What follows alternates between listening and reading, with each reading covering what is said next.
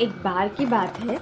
एक दिन गया नामक राजा शिकार के लिए वन में गया।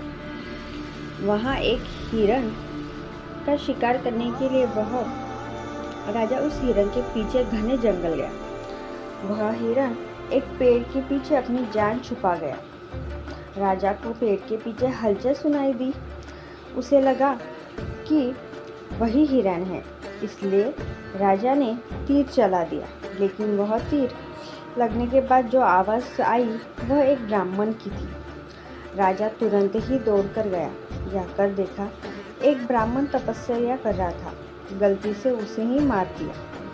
तभी अपनी गलती की माफ़ी मांगते हुए राजा ने हाथ जोड़े। लेकिन ब्राह्मण ने राजा को श्राप दिया कि एक राजा होकर भी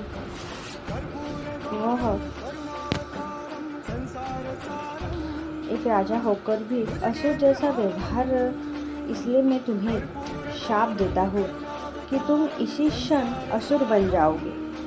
तुम्हारा शरीर 50 कोस तक फैल जाएगा। और इस तरह राजा को श्राप मिला। वह राजा धार्मिक था। श्राप मिलने के बाद भी वह राज्य वापस नहीं गया। उसी जंगल में तप करने बैठ गया। बहुत कठिन तप के बाद भगवान उसे प्रसन्न हुए।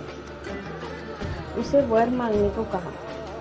गयासुर ने कहा, मुझे ऐसा वर दे कि कितना भी पापी क्यों न हो, मेरे दर्शन मात्र से भी उसके पाप धुल जाए। फिर क्या, सारे नगर राज्यों में यह बात फैल गई। अब सब पाप करते गयासुर को देखते स्वर्ग चले जाते और इस वजह से सारा संतुलन बिगड़ रहा था। एक दिन भगवान गयासुर के पास गए और कहा, मुझे एक यज्ञ करने के लिए तुम्हारे शरीर की बलि चाहिए।